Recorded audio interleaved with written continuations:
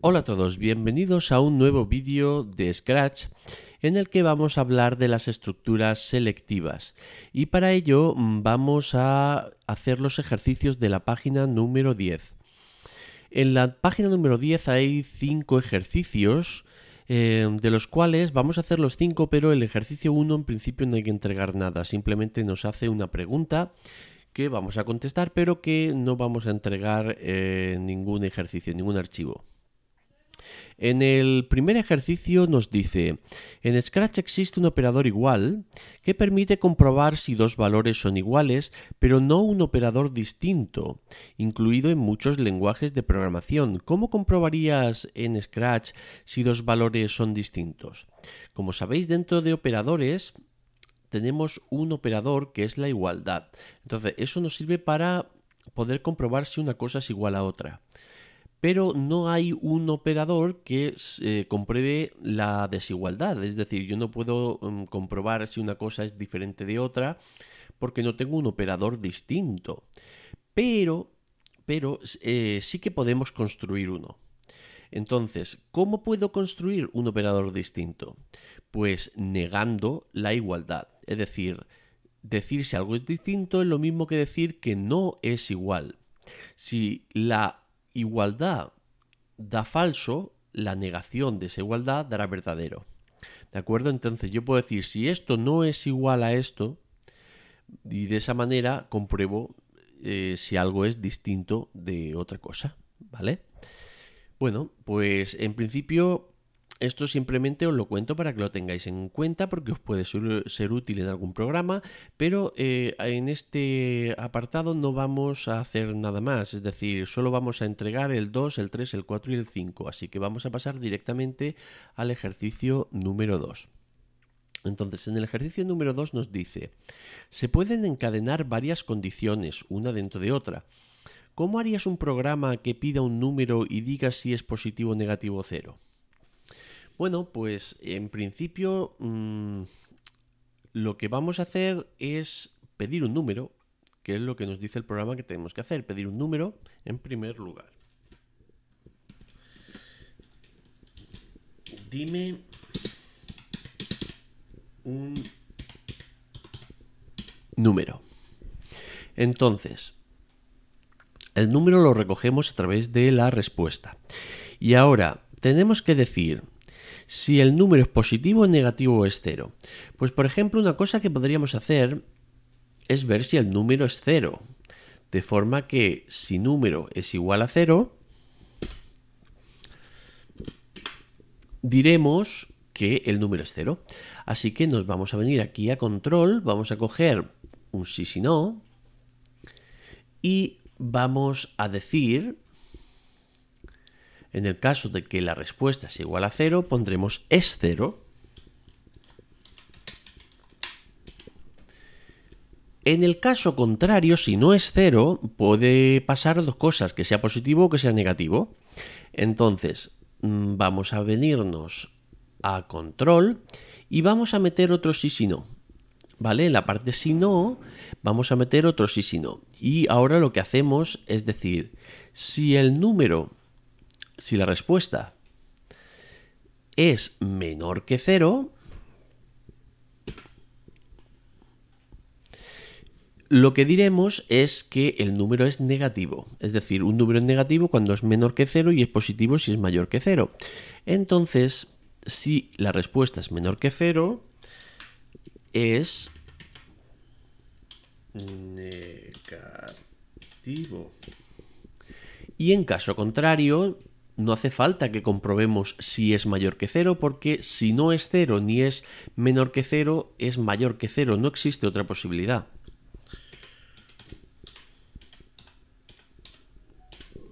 ¿De acuerdo? Entonces, esto lo vamos a asociar al evento de hacer clic, de forma que me pide un número. Si el número es 5, me dice que es positivo. Si es menos 9, nos dice que es negativo. Y si le pongo 0, me dice que es 0. ¿De acuerdo? Así que con eso ya tendríamos hecho el ejercicio número 2. Pasamos entonces al ejercicio número 3. Crea un programa que pida un nombre al usuario. Si introduce el nombre, le dirá bienvenido, le dará la bienvenida y de lo contrario mostrará un mensaje que será no sé quién eres. Así que aquí lo que vamos a hacer es pedir el nombre del usuario. Dime tu nombre.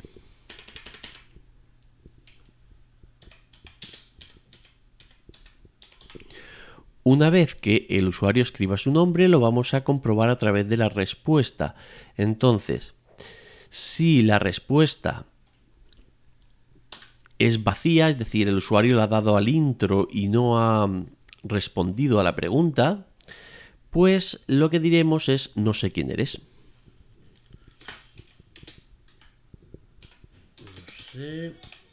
No sé quién eres.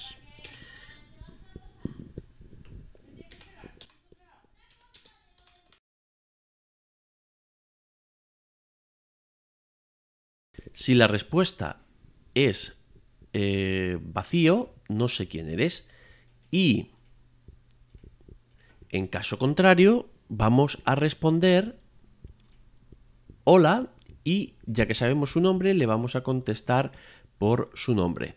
Así que vamos a coger el operador unir, vamos a coger la respuesta y vamos a poner aquí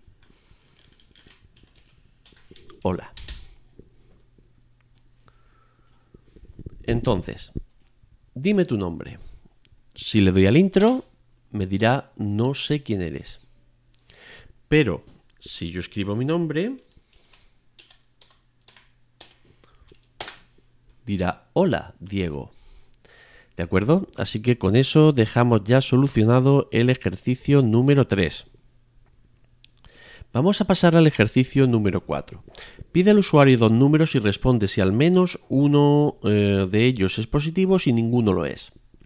Si pedimos dos números, lo que puede pasar es que o los dos sean positivos o los dos sean negativos, o el primero sea positivo, el segundo negativo, o al contrario. Es decir, tenemos esas cuatro posibilidades, pero nosotros vamos a englobarlas en solo dos. Es decir, si ninguno es positivo, es decir, si los dos son negativos, o en caso contrario, lo único que diremos es que al menos uno es positivo. Entonces, lo que vamos a hacer aquí va a ser, en primer lugar, vamos a crear otra variable, pues es decir, vamos a crear variables porque tenemos que pedir dos números. Así que vamos a coger esta variable que ya existe y le vamos a renombrar, le voy a poner n1, por ejemplo. Y ahora voy a crear una nueva variable que voy a llamar n2. ¿Vale? Entonces, vamos a coger la respuesta de esta primera pregunta y la metemos en una variable. Ahora, duplicamos y la respuesta de la segunda pregunta a la segunda variable. Entonces, primero lo que voy a comprobar es que los dos números sean negativos. Entonces, para eso tengo que utilizar una condición compuesta. El operador y el operador o sirve para encadenar condiciones. Entonces, este será cierto si ambos son ciertos, si la primera es cierta y la segunda también. Y este dará cierto cuando alguno de los dos sea cierto, o la primera o la segunda. En nuestro caso, si los dos son negativos, tienen que cumplir que tanto n1 como n2 sean menores que 0. Entonces, vamos a cambiar esto de aquí. Y ahora vamos a poner aquí en variables n1 y n2. Entonces, en el caso de que n1 sea menor que 0 y n2 menor que 0, lo que vamos a decir será ambos son, bueno, aquí nos decía ninguno es positivo, ninguno lo es. También podemos decir ambos son negativos. Vamos a escribir ninguno es positivo. ¿Vale? Y A ver, esto lo he escrito mal. Positivo. Y en caso contrario, lo que diremos será al menos 1. Al menos 1 es positivo. Entonces vamos a probarlo. Nos pide dos números y le decimos el menos 7 y el menos 9. Ninguno es positivo. Ahora vamos a probar el caso en el que los dos números sean positivos. Pues el 9 y el 9. Al menos uno es positivo. Ahora vamos a probar en el caso de que el primero es positivo y el segundo negativo. Al menos uno es positivo y el primero negativo y el segundo positivo. Al menos uno es positivo. Como podéis ver, en el momento en que hay un número positivo nos dice que al menos uno es positivo, y en el caso de que los dos sean negativos nos dice que ninguno lo es, que básicamente es lo que nos pedía el programa. Vale, pues con esto hemos visto cómo crear una condición compuesta. Y ya pasamos por último al ejercicio número 5, que nos dice: crea un programa que pida un número y diga si es par o impar. Recuerda que al dividir un número por 2 se obtiene 0 si es par y 1 si es impar. Bueno, cuando hago la división, lo que es 0 y 1 no es el resultado de la división, sino el resto, ¿de acuerdo? Es decir, un número par es aquel que se puede dividir de forma exacta entre 2, con lo cual el resto es 0. Y en el caso de los impares el resto es 1. Vale, pues entonces en este caso lo que tengo que pedir es un número, ¿vale? Así que esto lo voy a quitar. Solamente me hace falta pedir un número, y para comprobar si el resto de la división es 0 voy a utilizar el operador módulo. Es decir, si yo hago n1, que es la variable que guarda la respuesta, módulo 2, lo que estoy haciendo es sacar el resto de la división entre 2. El resultado de la división lo podría obtener, es decir, el cociente lo puedo obtener a través de esta operación, de este operador, pero el resto de la división se puede averiguar haciendo uso del módulo. Entonces, si el módulo es igual a 0, eso quiere decir que la división es exacta. Por lo tanto, puedo afirmar que es par. Mientras que si no da 0, independientemente del valor que dé, puedo decir que es impar.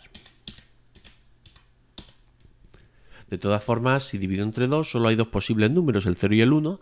Pero bueno, en principio yo simplemente voy a comprobar que si es 0 es par y si no es impar. No es necesario comprobar aquí otra vez si el resto es 1, ¿de acuerdo? Entonces, si yo le meto un 4, me dice que es par, mientras que si le meto un 5, me dice que es impar. Bueno, pues con esto ya terminamos los ejercicios de la página número 10. Espero que el vídeo os haya sido útil para hacer estos ejercicios y que hayáis comprendido un poco lo que es el funcionamiento de las estructuras selectivas y de las condiciones. Nos vemos en un próximo vídeo y hasta luego a todos.